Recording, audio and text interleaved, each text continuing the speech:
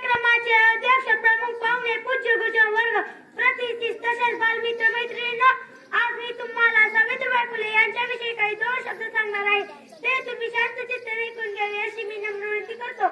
स्त्रियांच्या अंधाऱ्या जीवनाला सावित्री उजळले अश्रू, क्रांती ज्योती ज्ञान ज्योती दिनांची खरी माहिती.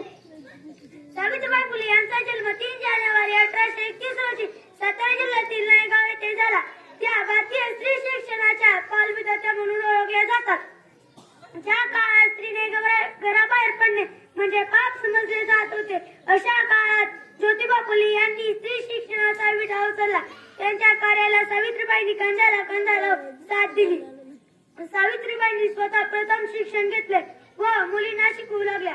रूढी परंपरागत समजुतीने गाजलेल्या समाजाकडून त्यांना अनेक अपमान सहन करावे लागले. लोक त्यांच्या अंगावर दगड व शेण फेकून मारत असत.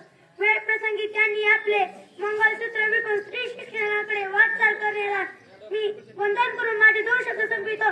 जय हिंद, जय महाराष्ट्र.